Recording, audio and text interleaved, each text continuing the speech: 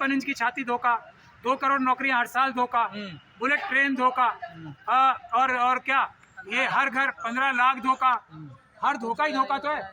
और जो लोग अप्लाई कर रहे हैं अब वो सब मर जाएंगे। एक भी व्यक्ति ने अप्लाई कर दिया वो मर गया, उसकी मदद फिर मैं भी नहीं कर पाऊंगा अपना पूरा दिमाग में। सीए के कानून के हिसाब से तो नहीं मिलनी चाहिए, मैं ये छल कपटी बता रहा हूँ। तो ये नहीं समझना चाहिए कि ये मुसलमानों के खिलाफ है, ये शेड्यूल कास्ट कम्युनिटी के खिलाफ है। एक शेड्यूल कास्ट कम्युनिटी के व्यक्ति का पुराने कानून के तहत जो यहाँ पे आके बेचारे पिताड़ित घूम रहे हैं, दिल्ली में, राजस्थान में, गुजरात में, सबसे ज्यादा मोदी जी के राज्य में जो सो कॉल्ड राज बताते हैं, सबसे ज्यादा शेड्यूल कास्ट कम्युनिटी के व्यक्ति गुजरात में बैठे हैं। उनको एक व्यक्ति को नागरिकता दी पुराने वाले कानून से, एक को बता दें आप। सर क्या ये भाजपा अपना एक वोट बैंक बना रही है सर? मैं बता तो रहा हूँ, पहले वो क्या बताएगा बेचारा जाके। अब आगे चलते हैं। किसी ने बता दिया कि जी मैं इलीगल इमिग्रेंट हूँ, घुसपैठिया हूँ, और मैं पुराने कानून के तहत अप्लाई नहीं करना चाहता, सीए के तहत करना चाहता हूँ। तो पहली चीज, मोदी जी ने पाकिस्तान की ISI और दूसरी एजेंसी से मिलकर ये तय किया है, ये अंडरस्टैंडिंग हुई उन्हें कि मेरे राज में जब 2014 के बाद मोदी जी का राज आया, उसके बाद शेड्यूल कास्ट कम्युनिटी के साथ आप प्रताड़नाएं खूब करो, हिंदुओं के साथ, क्रिश्चियंस के साथ, बुद्धिस्ट के साथ, सिखों के साथ खूब प्रताड़ना करो। मैं एक भी आदमी को अंदर नहीं घुसने दूंगा और मैं एक भी आदमी को नागरिकता नहीं दूंगा। तो 2014 के बाद जिसके साथ प्रताड़ना हो रही है, वो बेचारा अगर घुस आया ना किस तरीके से जान तेली पे लेके, तो उसको नागरिकता मिलेगी नहीं। ये पता है हमारे शेड्यूल कास्ट शेड्यूल ट्राइब के भाइयों को।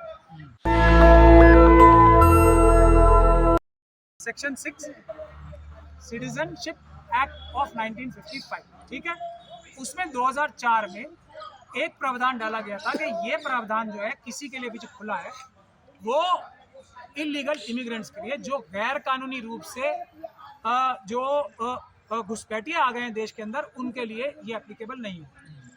तो लेकिन ये 2004 में हुआ। जो बंगाल के हमारे शेड्यूल कास्ट कम्युनिटी के भाई बहन हैं वो, और जो आसाम में, मैं आपको ये भी याद दिला दूं कि पिछली बार जब सीए लागू हुआ था या कानून आया था, इसका सबसे पहला विरोध कहाँ हुआ था? नॉर्थ ईस्ट में, आसाम में ट्राइबल लोगों ने किया, मुस्लिम कम्युनिटी ने उसके बाद किया था, उसके बाद शेड्यूल कास्ट, शेड्यूल ट्राइब और ओबीसी के लोगों ने पूरे देश में किया। तो सबसे ज़्यादा नुकसान किसका होने वाला है? ट्राइबल्स का। अब जैसे प्रैक्टिकल सिचुएशन में आ जाते हैं, कोई भी आसाम, ये बंगाल का हमारा भाई बहन जो शेड्यूल कास्ट कम्युनिटी का है, जो बांग्लादेश से आया हुआ, वो ये कहेगा, आज उसके पास क्या है? वोटिंग राइट, उसके पास वोट देने का अधिकार है, उसके पास आधार कार्ड है, उसके पास राशन कार्ड है, उसके पास प्रॉपर्टी है, उसके पास भारत में पड़े हुए जो उसके बच्चे हुए हैं, उसका सब एजुकेशन सर्टिफिकेट सब कुछ है। उससे पहले भी एक कानून है, 1989 से पहले कोई भी व्यक्ति भारत के अंदर पैदा हुआ, तो 89 से पहले पैदा हुए हुए सभी लोग तो भारतीय नागरिक ऑटोमेटिक हो गए। ये कानून है, सेक्शन 3 सिटीजनशिप एक्ट 1955 सेक्शन 3। तो अब जो व्यक्ति भी इस धोखे में आके अमित शाह जी के और मोदी जी के अप्लाई करने जाएगा, वो क्या बोलेगा पहले कि मैं, ये सीए का कानून लागू होता है इलीगल इमिग्रेंट्स पे, यानी कि गैर कानूनी घुसपैठियों पे। तो ये जो भारत के नागरिक है, हमारे बंगाल के भाई बहन, वो पहले जाके क्या बोलेंगे कि मैं एक गैर कानूनी घुसपैठिया हूँ, जो कि वो नहीं है, वो भारत के नागरिक हैं, अभी वोट दे सकते हैं। वोट देने का अधिकार सबसे बड़ा सबूत है भारत की नागरिकता का। तो वो खुद अपने मुंह से जाके बताएंगे कि मैं भारत का नागरिक नहीं हूँ, मैं एक गैर कानूनी घुसपैठिया हूँ। अब जब वो गैर कानूनी घुसपैठिया हो गया, उसका क्या अंजाम होगा? पहला उसका गया वोटिंग। तो वो कहेगा क्यों जब वोटिंग अप्लाई करेगा ना, नागरिक तो है ना वो, तो फिर जो नागरिक नहीं है वो जाएंगे ना। देखिए, कोई ऐसा व्यक्ति है ही नहीं बंगाल में, मैं यही तो कह रहा हूँ आपसे, एक व्यक्ति ऐसा नहीं है जिसके पास वोटिंग अधिकार ना हो। खास तौर पे शेड्यूल कास्ट कम्युनिटी का एक व्यक्ति ऐसा नहीं है। पर ये तो नागरिकता देने का कानून है सर। जब जो नागरिकता है ही, उससे लेने का कानून है, मैं आपको बता रहा हूँ ना। जिन लोगों को नागरिकता नहीं मिली हुई है उनको नागरिकता मिलेगी। देखिए, तमाम लोग दिल्ली में भी तो है ना ऐसे। देखिए, तमाम लोग दिल्ली में हैं। मुझे बता दीजिए, एक भी व्यक्ति ने आज तक अप्लाई किया और उसे मिला? दो अप्लाई करेंगे ना। दो लोगों का एग्जाम्पल दे सकता हूँ मैं सीए के बावजूद। एक जो वो महिलाएं हैं 4 बच्चों को लेके, जो कि मुसलमान है, और एक जो सीमा हैदर साहब है, मोदी जी के बहुत जो भी, और दूसरे ये अदनान सामी, दोनों मुसलमान हैं, दोनों को नागरिकता देने की बात चल रही है। सीमा हैदर के खिलाफ कोई कानूनी कार्रवाई, किस प्रकार से बेवकूफ बनाते हैं सबको, कोई हो रही है कानून का, बल्कि उसको तो वीआईपी ट्रीटमेंट मिल रही है। अब तो नागरिकता मिल जाएगी। नहीं, कैसे मिल जाएगी? वो तो मुसलमान है, सीए के कानून के हिसाब से तो नहीं मिलनी चाहिए। मैं ये छल कपटी बता रहा हूँ। तो ये नहीं समझना चाहिए कि ये मुसलमानों के खिलाफ है, ये शेड्यूल कास्ट कम्युनिटी के खिलाफ है। एक शेड्यूल कास्ट कम्युनिटी के व्यक्ति का पुराने कानून के तहत जो यहाँ पे आके बेचारे पिताड़ित घूम रहे हैं, दिल्ली में, राजस्थान में, गुजरात में सबसे ज्यादा मोदी जी के राज्य में जो सो कॉल्ड राज बताते हैं, सबसे ज्यादा शेड्यूल कास्ट कम्युनिटी के व्यक्ति गुजरात में बैठे हैं। उनको एक व्यक्ति को नागरिकता दी पुराने वाले कानून से, एक को बता दें आप। सर क्या ये भाजपा अपना एक वोट बैंक बना रही है सर? मैं बताता रहा हूँ, पहले वो क्या बताएगा बेचारा जाके। अब आगे चलते हैं। किसी ने बता दिया कि जी मैं इलीगल इमिग्रेंट हूँ, घुसपैठिया हूँ, और मैं पुराने कानून के तहत अप्लाई नहीं करना चाहता, सीए के तहत करना चाहता हूँ, तो पहली चीज उससे क्या पूछी जाएगी? घुसपैठिया तो तुमने मान लिया अपने आप को। अब दूसरी चीज ये बताओ कि तुम्हें धार्मिक आधार पर नहीं, दूसरी चीज होगी कि तुम मुसलमान नहीं हो, ये साबित करो। अब ये कैसे साबित करेगा बेचारा? मुसलमान नहीं हो ये साबित कैसे करेगा? क्या कागज दिखाएगा? पाकिस्तान के, अफगानिस्तान के, बांग्लादेश के कागज दिखाएगा। वो कागज झूठे होंगे या सच्चे होंगे, वो टेस्ट करने, चेक कराने मोदी जी, वो तो सरकार का काम है ना। नहीं वही ना, मोदी जी क्या फोन करेंगे? जो पाकिस्तान के प्राइम मिनिस्टर हैं, अफगानिस्तान के जो प्राइम मिनिस्टर हैं, या बांग्लादेश की प्राइम मिनिस्टर को उनसे फोन करवा के ठप्पा लगवाएंगे कि ये मुसलमान नहीं है। मैं आपको ये बता रहा हूँ कि कितना बड़ा धोखा किया जा रहा है। अब वो जिंदगी भर बेचारा इस काम पे लग जाएगा कि मैं मुसलमान नहीं हूँ, ये साबित करना है मुझे, वरना मैं अप्लाई नहीं कर सकता। दूसरा, तीसरी चीज क्या होगी कि भाई साहब तुम ये बताओ कि तुम्हें धर्म के आधार पे तुम्हारी प्रताड़ना हुई थी। अब वो सर्टिफिकेट बना के कहाँ से आएगा कि धर्म के आधार पे प्रताड़ना हुई थी? इन्हीं तीनों देशों से ना, वो मोदी जी मंगवाएंगे। कैसे साबित करेगा? तो अब तीन चीजें हो गई, उसको लात मार के सिटीजनशिप की एप्लीकेशन रिजेक्ट करने की चौथी चीज आ जाइए। मोदी जी ने पाकिस्तान की ISI और दूसरी एजेंसी से मिलके ये तय किया है, ये अंडरस्टैंडिंग हुई है कि मेरे राज में जब 2014 के बाद मोदी जी का राज आया, उसके बाद शेड्यूल कास्ट कम्युनिटी के साथ आप प्रताड़नाएं खूब करो, हिंदुओं के साथ, क्रिश्चियंस के साथ, बुद्धिस्ट के साथ, सिखों के साथ खूब प्रताड़ना करो। मैं एक भी आदमी को अंदर नहीं घुसने दूंगा और मैं एक भी आदमी को नागरिकता नहीं दूंगा।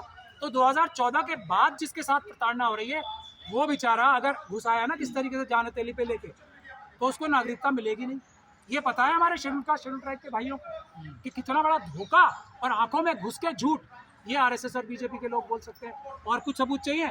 और मुसलमानों का अब आप विरोध मुसलमान क्यों कर रहे हैं जब दिक्कत इन लोगों को? तो क्या मुसलमान अपने शेड्यूल कास्ट भाइयों के लिए, शेड्यूल ट्राइब भाइयों के लिए दर्द नहीं रखते अपने दिल में? आप क्या बात कर रहे हो? अरे कोई घटना हो जाती है तब तो दर्द नहीं दिखाते। बिल्कुल होता है। आपको ये आपका सर ये बाहर से ला के वोट बैंक तो नहीं बनाया जा रहा है। फॉर्चुनेटली अनफॉर्चुनेटली एक ऋतु जी खड़ी है, क्या मेरे दिल में दर्द नहीं था?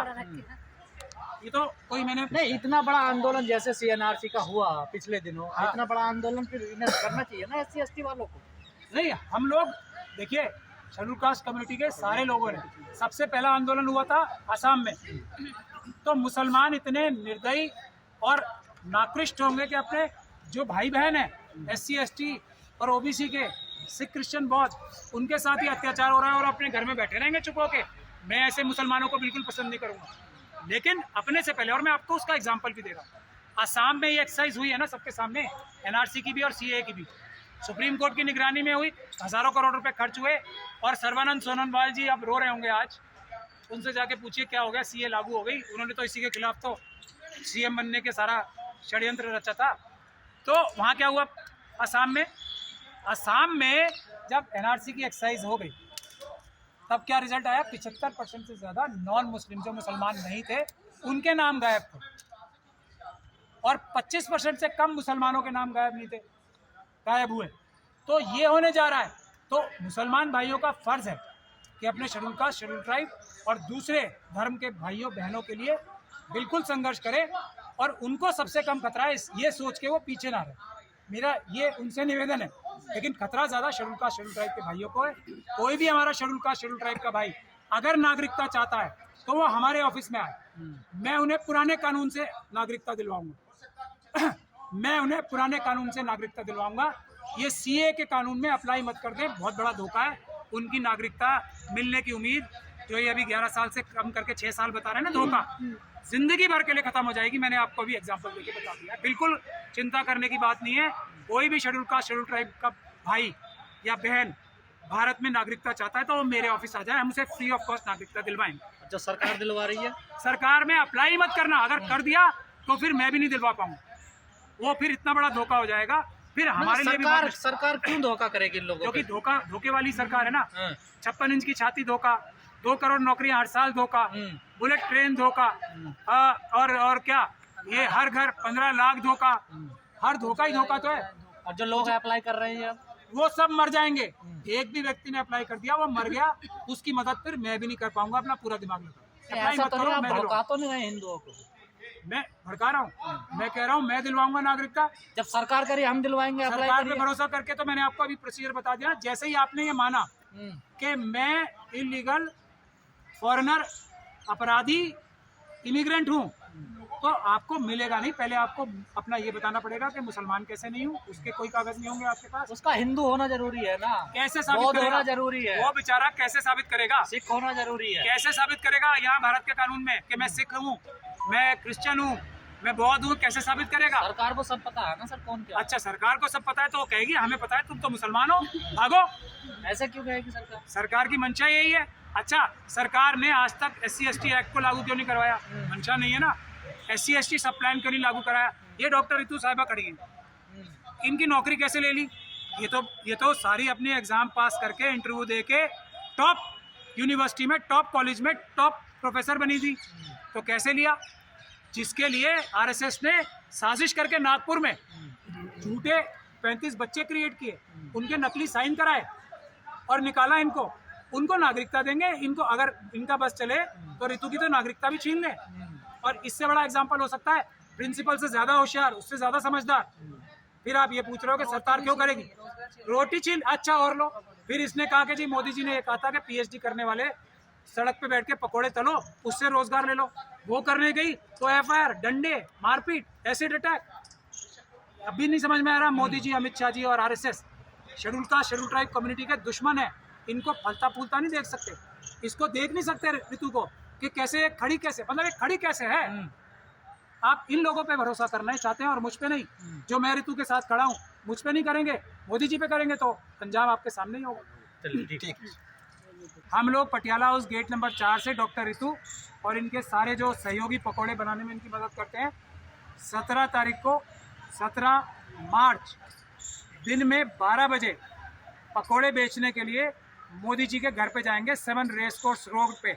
मुझे उम्मीद है मोदी जी, अब तो धारा 144 भी हट गई है, ऋतु के ऊपर डंडे नहीं बरसाना।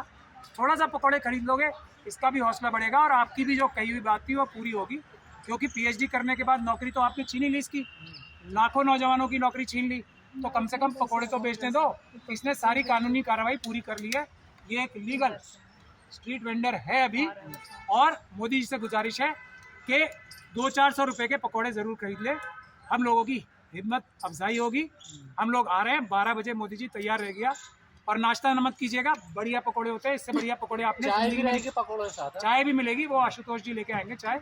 इससे बढ़िया ईमानदारी वाली सबसे बड़ी बात यह है, आपके मुंह में आज तक, आपके मुंह में आज तक ईमानदार पिछले 10 साल से और 20 साल से एक भी कौर लुकमा ईमानदारी का नहीं गया होगा। ये इसकी मेहनत की कमाई का, ईमानदारी का, पसीने का पकौड़े होंगे, बहुत टेस्टी होंगे। आप उस दिन नाश्ता मत कीजिएगा और अपने सहयोगियों को भी बुला लीजिएगा। मैं मशरूम के पकोड़े तो बेशक नहीं खिला सकती। आपने पूछा महोदय कि किस चीज़ के पकोड़े देने, ऑफ कोर्स मेरे पास उनके मशरूम के समुंदर के अंदर से पकोड़े तो मैं नहीं दे सकती। लेकिन जो भारत में धरती पे जो गरीब खाते हैं, जितने जो मेरे समाज के हाशिए पे बैठे लोग हैं, मैं डेफिनेटली अपने से बेस्ट जो सबको देती हूँ, वही मोदी जी को भी उस तरीके के पकोड़े खिलाए जाएंगे। पालक के होंगे, आलू के होंगे, गोभी के होंगे, जिसमें सारे नाम क्या क्या है। अब उसमें सबसे खूबसूरत पकोड़ा जो मेरा बेस्ट सेलर है, जुमला पकोड़ा, वो रहेगा, वो प्रधानमंत्री जी के लिए होगा। और बेरोजगारी स्पेशल चाय, ये 2 चीज़ें उनको स्पेशली बड़े एनवलप में भेजी जाएंगी। वैसे तो उनको बाहर ही आना चाहिए लेने के लिए, क्योंकि अगर वो छुआछूत में विश्वास नहीं रखते हैं, अगर वो कहते हैं कि मैं पिछड़े समाज का हूँ और मैं दलित, मेरे भाई बहन हैं, बंधु हैं, हम जाति को नहीं मानते ये, वो तो वो बाहर आएंगे मेरे वहाँ से बेरोजगारी की स्पेशल चाय और जुमला पकोड़ा खाने जरूर आएंगे। मैं ये चाहती हूँ। मोदी जी को क्यों खिलाना चाहते हैं आप? मोदी जी को क्यों खिलाना चाहते हैं? क्यों? तो जिन्होंने हम जैसे युवाओं को विकल्प दिया है रोजगार का पकोड़े का, और ये हालत भी तो की मैं है, खिलाऊं। और ये हालत और भी जो की है। मेरी हालत करी है, जिस तरीके से न्याय की कोई उम्मीद नहीं है, 200 दिन हो गया धरना करते हुए, और उसके बाद जब मुझे लगा कि अब भाई 144 धारा लगा दी, डंडे मार दिए, पर्चे कर दिए, रोजगार तक पे पकौड़े बेचने निकली जो उन्होंने कहा, तो उस पर भी एफआईआर कर दी। फिर इसका मतलब सब झूठ है ना, सब धोखा है। तो सारा दलित बहुजन समाज उस दिन देखेगा कि जब एक दलित बेटी मोदी जी को उन्हीं के आइडिया पे काम करती है, वो कहते हैं ना कि मैंने इतने करोड़ रोजगार दे दिए, ये इतनी योजनाएं दे दी, इतनी सारी बेटी बचा दी, इतनी सारी बेटी पढ़ा दी, अब बेटी बच गई अनफॉर्चुनेटली जो उनके लिए, क्योंकि इतने अटैक के बावजूद भी बेटी बची है तो पढ़ी भी है। अब यही पढ़ी हुई बेटी, बची हुई बेटी जा रही है उस एक सुप्रीमो को जो अपने आप को समझते हैं मोदी जी, उनको पकोड़े खिलाने, जो विकल्प उन्होंने मुझे दिया, जो ऑप्शन युवाओं को उन्होंने दिया है। तो मैं चाहती हूँ अब वो मेरे पकोड़े खरीदे, ताकि मुझे लगे कि हाँ मेरा बिजनेस जो मोदी जी ने बताया वो सही चल रहा है, और अब मोदी जी इसके पकोड़े खरीद जा रहे हैं, क्योंकि ये ऑप्शन मोदी जी ने युवाओं को खुद दिया है कि वो रोजगार नहीं है तो ये रोजगार है। तो मैं चाहती हूँ आप लोग सभी भारी संख्या में मेरे प्लीज़ आओ, मेरे रोजगार में हेल्प करो। सुबह 12 बजे 17 मार्च को पटियाला हाउस कोर्ट के गेट नंबर 4 से मैं जाऊंगी। पकोड़े बेचती मैं चाह रही हूँ, जाने को मैं उनके घर के बाहर भी कर सकती हूँ, लेकिन मुझे नहीं पता वो कितने पैसों से लेकर खाएंगे, है ना। वो तो इलेक्टोरल बॉन्ड के बाद क्लियर होगा कि कितना दे सकते हैं पैसा। तो उसके पहले उस रास्ते से निकलना, ताकि जितने भी लोग उस रास्ते में हैं, वो यही भी एक बहुत, मैं उसी पे आ रही हूँ, उस रास्ते में जितने लोग होंगे तो वो लोग जितने मेरे पकोड़े खा सके, उस रास्ते पे निकलते निकलते मेरी और बिक्री हो जाए और लोग वो पकोड़े खरीद लें। तो इसलिए मैं चाहती हूँ। और दूसरा बड़ा सवाल ये है कि देखना ये है कि दलित की बेटी को डंडा मिलेगा, पर्चा मिलेंगे, या दलित की बेटी के हाथों के सिर्फ इलेक्शन के टाइम पे पैर धोना और उन पैरों को चरनामृत बना के पीना, ये सच में अब जब दलित की बेटी चली है तुम्हें पकोड़े खिलाने के लिए, तो तुम आते हो या सिर्फ ढोंग है, ये देखेगा पूरा देश, इस चीज़ को विटनेस करेगा। और इनका जो नकाब है वो उस दिन पूरा होगा कि सच में ये हमारे हितैषी है, यहाँ पे डंडे ही बरसाते हैं। 17 तारीख 12 लोकसभा चुनाव की रैलियों में बिजी है, कैसे तो मैं पकोड़े खिलाएंगी? क्यों तो बिजी है, तो एक दिन पकोड़े खाने नहीं आ सकते रैली में, चुनाव में? अगर इसका मतलब हमारे वोट की जरूरत नहीं है ना, इसका मतलब ईवीएम है। अगर दलित आपके पास चल के आ रहे हैं आपको पकोड़े खिलाने के लिए, तो आप रैली में बिजी रहोगे, क्योंकि आपको पता है ईवीएम मुझे वोट देगी। असली वोटर तो ये बैठे हैं ना, असली वोटर तो चल के आपके पास आ रहे हैं, तो उस दिन दूध का दूध पानी महिलाओं को तो साइलेंट वोटर्स कहते हैं ना महिला, बिल्कुल बात सही है आपकी कि महिलाओं को साइलेंट वोटर्स कहते हैं, बट ये यहाँ पे जो थ्रेट है ना वो डबल है। ये महिला भी है, दलित महिला भी है, एक रिप्रेजेंटेशन है अपनी बहुत बड़ी पर्सनालिटी, अपनी बहुत बड़ी समाज, साइलेंट भी नहीं है और साइलेंट भी नहीं है। नेशनल दस्तक की आपसे गुजारिश है कि अगर इसको बचाना चाहते हैं तो नेशनल दस्तक को सब्सक्राइब करने के लिए रेड कलर के सब्सक्राइब बटन को दबाएं, फिर बेल आइकन की घंटी दबाएं। नेशनल दस्तक को बचाने के लिए बहुत जरूरी है कि हर खबर को शेयर करें, लाइक करें, कमेंट जरूर करें।